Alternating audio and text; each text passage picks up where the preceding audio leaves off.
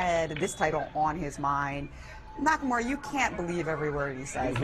Well, but if he was dead serious, totally serious, he would not have let Gary off the hook yesterday. Yesterday's flub by Gary when Gary let go of the piece. If Naka was so bent on winning this event at all costs, you know, if Magnus Carlsen had let go, he would have said, excuse me, you let go. That's it. I think he thinks he's going to win anyway. A different attitude about it. And, you know, now I think, though, he's settled in and he wants to win this now. And it's a great position for him. He did not play well yesterday. Clearly, by his standards, what we've seen, he did not play great. And guess what? He's tied for first.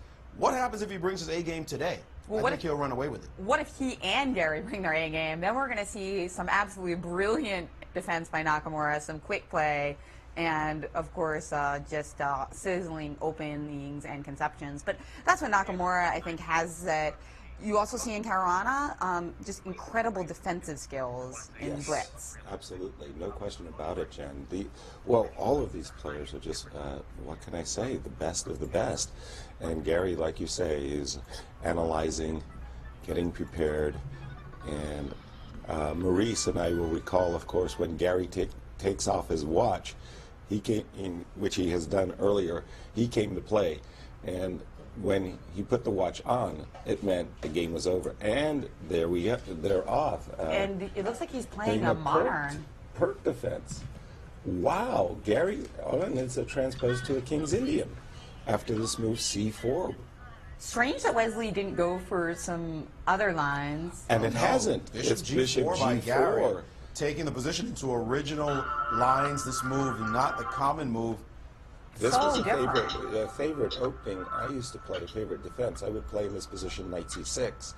And my idea, of course, is to capture this knight on f3, followed by capturing the pawn on d4. And if they played the move d5, to do the same thing, to capture this knight and then to occupy the square d4. And knight d2. That's an unusual move, absolutely, in this position. Right out of the opening, we're getting something very, very different. Now, everybody and his brother plays e5 in this position with the idea that after d5, you drop back with a knight to d7 and you transpose into a King's Indian, where this knight on d2 is utterly misplaced. We'll see if that happens that way. Of course, the bishop on g4 is not a happy camper. It doesn't want to trade itself off normally in the King's Indian. So you see there, after it was attacked, Gary dropped it back to d7. That's a bishop you want to retain in the King's Indian. But at some point, it looks like he's going to get an f5. Can he get it? Go for it. It would be nice gaining a tempo if he could play this move f5 without having to bring the knight out castle and then move the knight again and then get it. So that pawn, f7, f5 is the move that Gary's going to be looking for. And C5 already. Whoa. C5.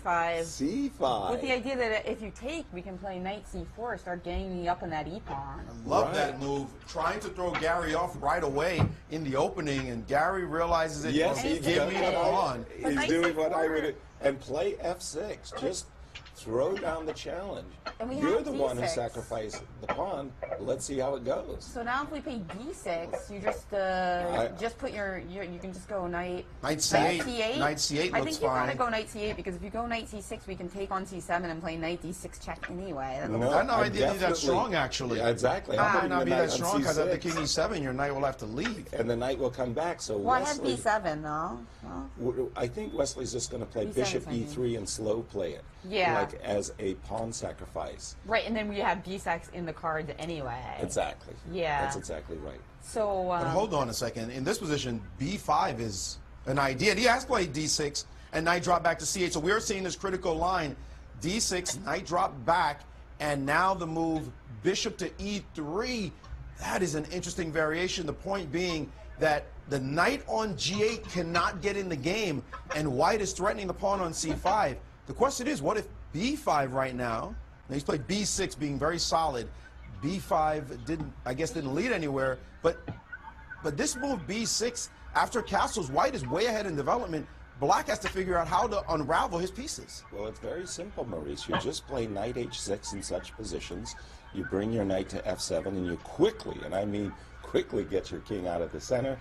And again, these pieces on the king side, white's pieces, the bishop on e3, bishop on e2, knight on f3, are not major actors in this type of structure where black is blockading with his pawns on e5 and c5. Personally, it's easier to play Wesley's position, but I actually like black's extra pawn. And Gary's played the move bishop to c6, Very attacking cagey. the pawn.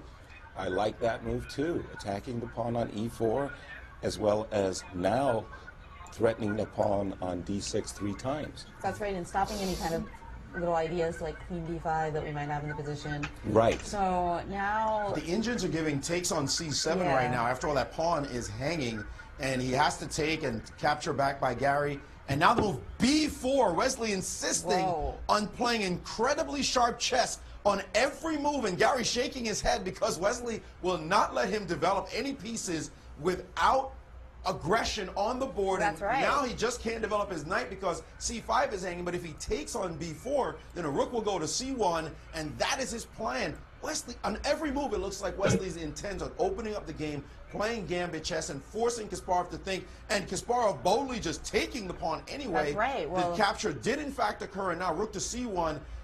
That he did not play knight e7 just yet. That move has not been played just yet. So what kind of But what is Wesley's plan? Well, can Simple. we- Keep that king in the center. That was why I wanted to go knight h6 and f7. Wesley is not letting Gary breathe. Every single move, he's throwing down a new challenge, a new sacrifice. Wesley's idea is to play queen b3.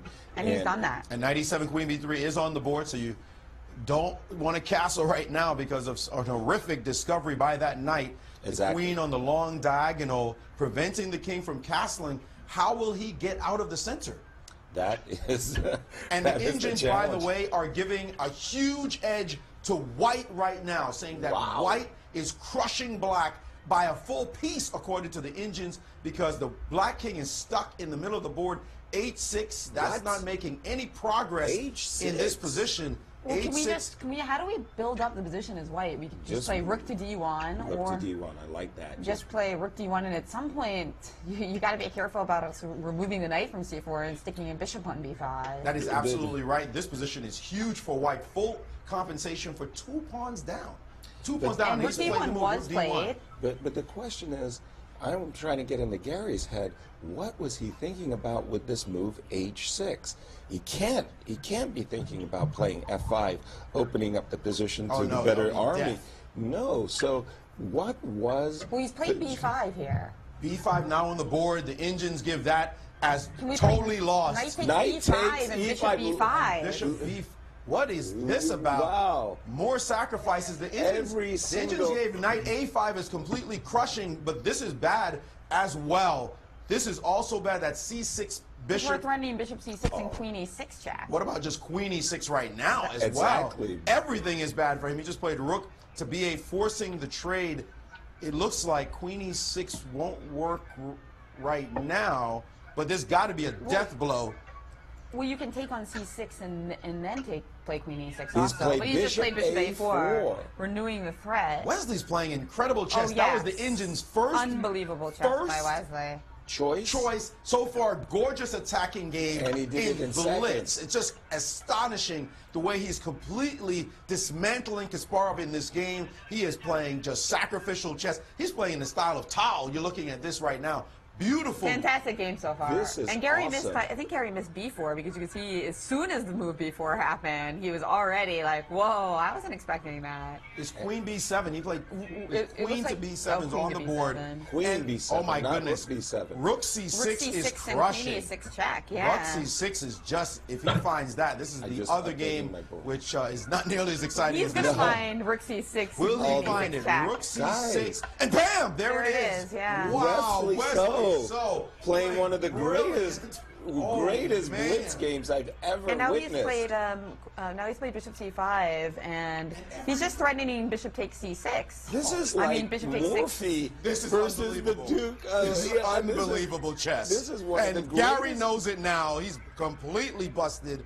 What an amazing display by Wesley. Wow. And now taking on e7 and resigns. What What have we a- seen here? I mean, kudos to Wesley. So he just ripped Gary apart in that game. You can look at this game from just studying move by move, and Wesley instantly playing genius chess. Incredible. Wow, those of you who bet on Wesley in this match, who believed in the underdog, give yourselves a big pat on the back.